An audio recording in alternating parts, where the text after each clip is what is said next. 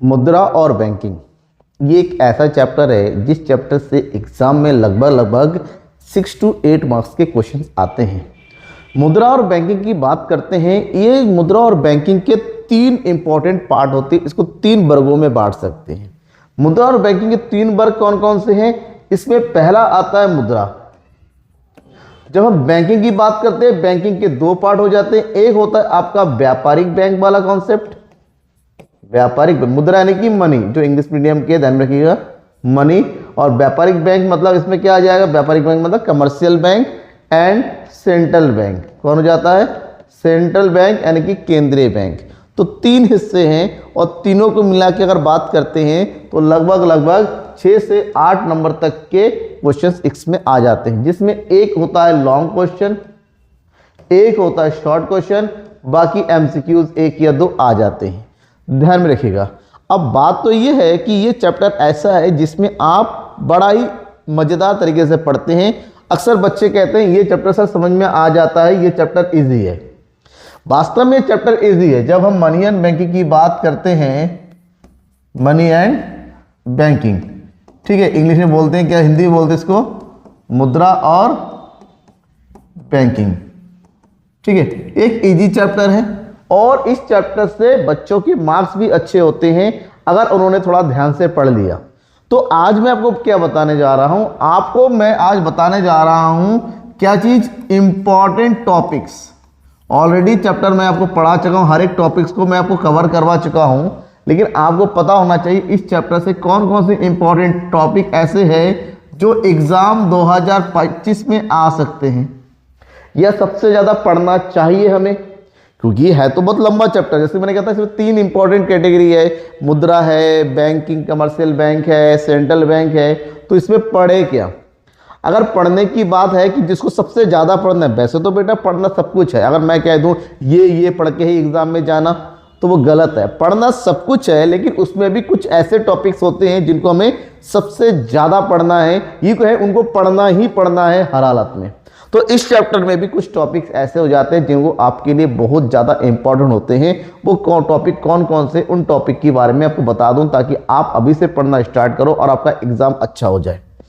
तो सबसे जो पहला टॉपिक है जो आपको ये पढ़ना है, वो पढ़ना है आपका वस्तु विनिमय के बारे में। क्या पढ़ना है? वस्तु विनिमय क्या होता है। वस्तु विनिमय में 2 चीज़ें आपको पढ़ना है, वस्तु विनिमय के अर्थ और साथ ही साथ वस्तु विनिमय की कठिनाइयाँ। दैट इज वस्तु विनिमय को क्या बोलते हैं इंग्लिश में? Barter system. बार्टर सिस्टम क्या है?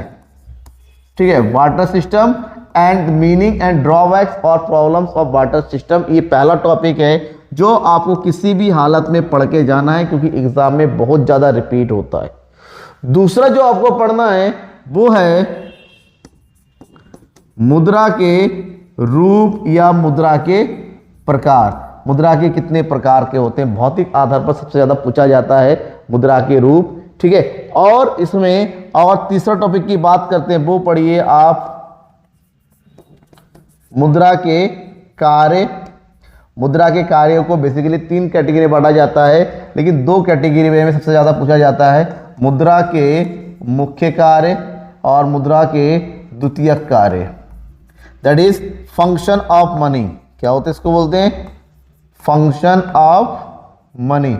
इस टॉपिक को आप बेटा जरूर पढ़ना, क्योंकि ये टॉपिक आपके लिए बहुत ही ज़्यादा इंपॉर्टेंट है, ठीक है। तो ये हो गया 3।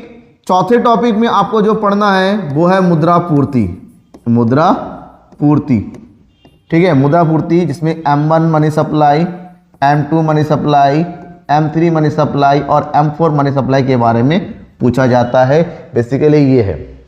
यहाँ पर जो लॉन्ग में क्वेश्चन आता है वो है मुद्रा के कार्य में।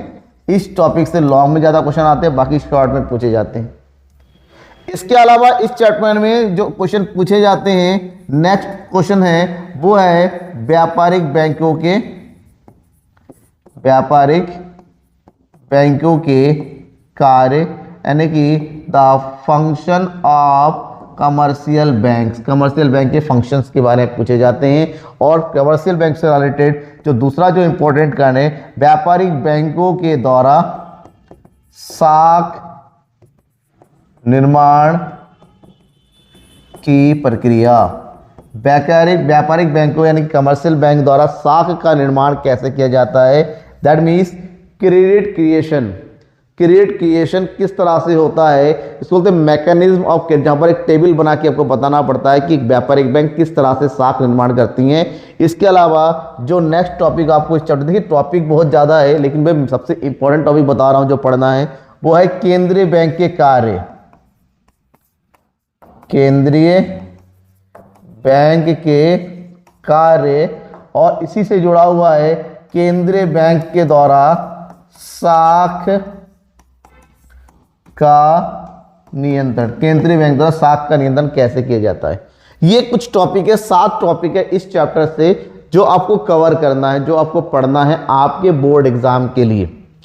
केंद्रीय बैंक के कार्यों की अगर बात करते हैं, केंद्रीय बैंक के बेसिकली 7 प्रमुख कार्य हैं, उन 7 को बारे में पढ़िए। आप हेडिंग पढ़ते हैं तो हर, क्योंकि ये क्वेश्चन जो आपका लॉन्ग में पूछा जाता है, और साख के नियंत्रण की 2 विधियां होती हैं, एक है आपकी मात्रात्मक विधि और साथ ही साथ एक है गुणात्मक विधि। मात्रात्मक और गुणात्मक विधियों के बारे में पढ़िए, जिसमें रेपो रेट आता है, रिवर्स रेपो रेट आता है, बैंक दर होता है, नगद CRR हो गया, SLR हो गया, इन सब चीज़ों के बारे में आपको पढ़ना है। तो इस चैप्टर में आपको इतने टॉपिक पढ़ना है।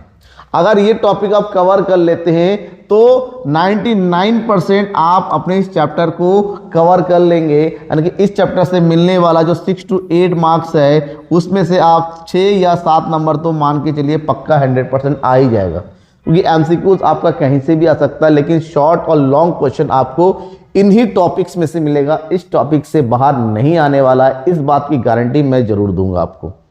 अगर इनमें से कोई भी एक ऐसा टॉपिक है जिसके बारे में आपको नहीं पता है, कोई भी टॉपिक ऐसा है जिससे आपको प्रॉब्लम आ रही है, कोई भी टॉपिक ऐसा है जो आपको समझ में नहीं आ रहा है, तो कमेंट बॉक्स में कमेंट करके बताइए कि सर ये टॉपिक कैसे पढ़े, समझ में नहीं आ रहा है। कोई भी टॉपिक है, पहला, दूसरा, तीसरा, चौथा, 5वां, कोई भी एक टॉपिक है आपको समझ में नहीं आ रहा है तो मुझे बताइएगा, उन टॉपिक को समझाऊंगा मैं पक्का।